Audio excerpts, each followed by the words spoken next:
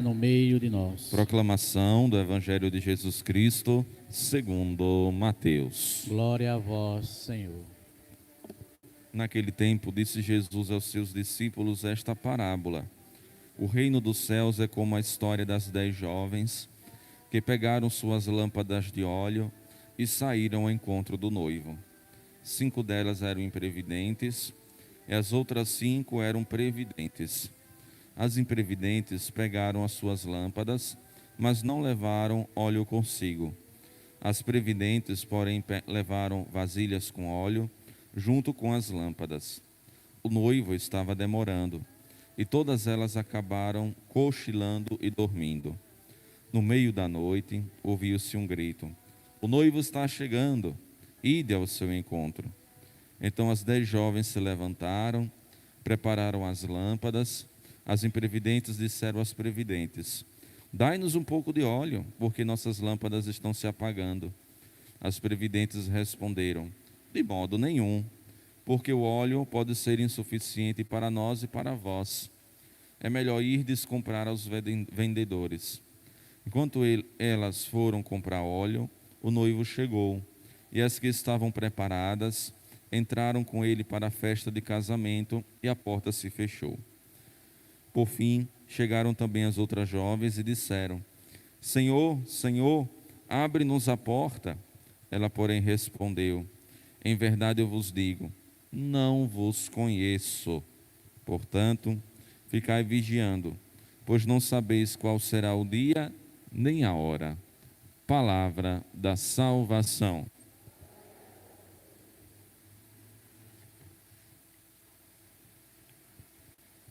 Queridos irmãos e irmãs, hoje nós celebramos o dia de Santa Mônica, grande intercessora, grande santa da vida da igreja, que tem uma história fortemente marcada por muita oração, por muitas vigílias, muito sacrifício, em virtude da conversão do seu filho Agostinho. Hoje nós celebramos Santa Mônica, amanhã nós celebraremos Santo Agostinho. Os dois têm a vida de santidade muito conexas. Agostinho teve uma vida pregressa, uma vida complicada, conturbada antes da conversão, de muitas depravações, distância de Deus, se dedicou à filosofia com isso, mas teve a sua vida marcada primeiro pela intercessão da sua mãe e depois pelas grandes pregações de Santo Ambrósio. Já Mônica, ela passou sua vida quase inteira rezando pela conversão do seu filho e teve a grande alegria de, em vida, ver o seu filho se voltando para Deus, se convertendo e posteriormente se tornou, este grande santo, grande referência para a igreja nos estudos, na doutrina, na espiritualidade, na literatura, em todos os campos, em todos os segmentos dos estudos e também da vida da igreja.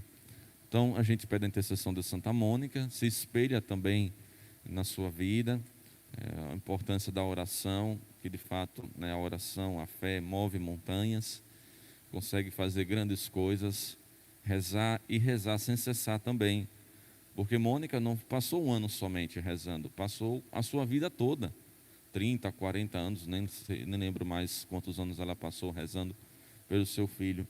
Então, a oração insistente toca o coração de Deus.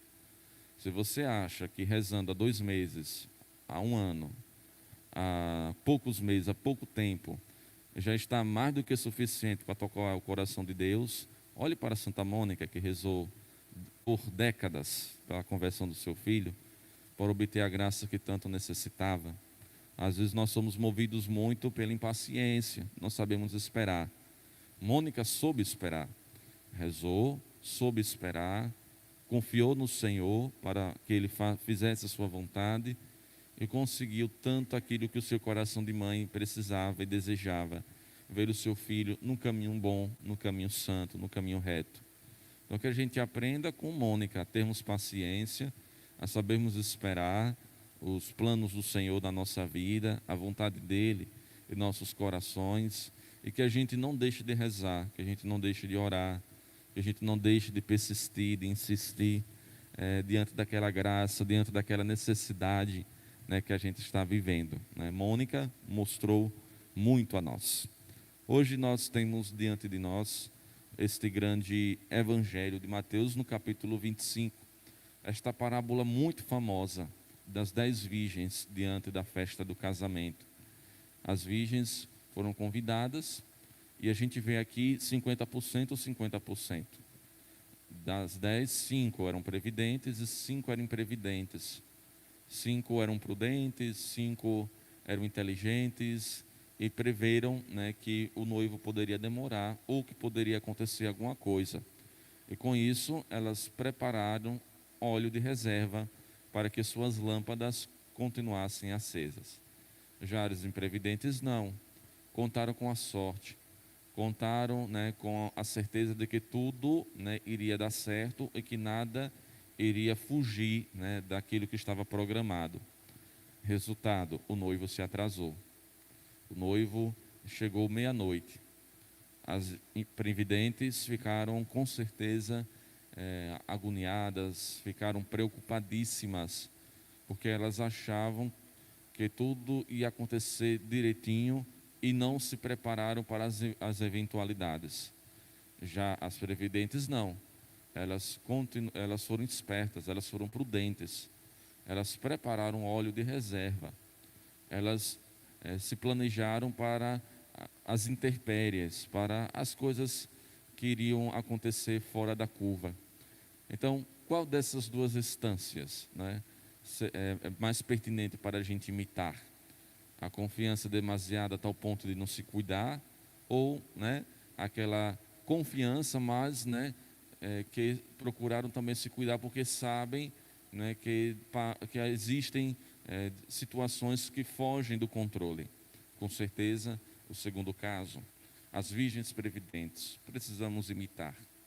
Dentro da dinâmica da nossa vida, obviamente, aqui é uma história, aqui é uma parábola para mostrar a importância da prudência, a necessidade da gente sempre agir com inteligência, prevendo sempre as intempéries, as coisas que podem surgir fora daquilo que é planejado na vida. Na vida, sempre diante dos nossos desafios, diante das situações que a gente possa vivenciar, existem os sucessos e também os fracassos, as derrotas. Se a gente for olhar do modo mais geral, quase em tudo existe 50% de chance de dar certo e 50% de chance de dar errado. Então a gente sempre tem que lutar, cuidar, se der errado, a gente saber como reagir, não colocar as mãos na cabeça e sair gritando de desespero. Desespero não resolve, né, situações, dificuldades e desafios. O que vai se resolver é a inteligência, o que vai se resolver é a prudência, o que vai se resolver é a cuca fria, a cuca fresca, o que vai se resolver é colocando a cabeça no lugar, agindo com maturidade, com sabedoria, pedindo a Deus também as luzes para poder resolver as diversas situações. O desespero, as palavras grossas, as ignorâncias que às vezes a gente faz na nossa vida, não vai resolver os problemas que a gente possa ter, né? Temos 50% de chance de dar certo e 50% de chance de dar errado diante dos desafios e dificuldades da vida. A gente precisa ter, né, mais prudência, ter mais maturidade para que, se der problema, a gente saber resolver. Ou, ao mesmo tempo, a gente precisa ser sempre prudentes, sempre, em todos os momentos, seja no aspecto da vida de oração, seja no aspecto profissional, seja na vida comunitária, seja nos nossos desafios da vida. A gente sempre ter o plano A e o plano B, é sempre uma atitude inteligente, uma atitude sábia, uma atitude além de fé, mas também, né, de planejamento. A gente não pode sair na doide, entre aspas, né, nos desafios da vida, sem pensar nas diversas coisas que podem acontecer. As virgens prudentes, elas não saíram na doide, entre aspas, atrás, né, para participar do casamento, atrás do noivo. Já as virgens imprevidentes, entre aspas, saíram sem pensar, saíram na certeza de que tudo poderia dar certo. Então é importante que a gente saiba se planejar, prevenindo sempre os sucessos, mas também os insucessos da vida. A vida é assim, pode dar certo e pode não dar certo. Se der certo, bom, louvado seja Deus, agradecer, ter gratidão e aproveitar o momento. Se não dá certo, ter coragem, né, também de usar, né, os artifícios, os outros planos, ou até mesmo redirecionar a rota da vida. É assim. O desespero, meus irmãos e minhas irmãs, a falta de estímulo, não ajuda em nada na vida. Ao contrário, só prejudica ainda mais a nossa vida e a nossa caminhada cristã. Quando as coisas não derem certo, são sinais, né, da vida, pode até ser sinal de Deus, para repensar, para refletir, para saber onde deve melhorar, para saber onde deve mudar, quais são as coisas que estão faltando, que a gente precisa fazer. Então é assim que a gente precisa pensar, é assim, né, que a nossa consciência deve agir. Então a gente pode fazer isso se a gente usar essa grande virtude chamada prudência.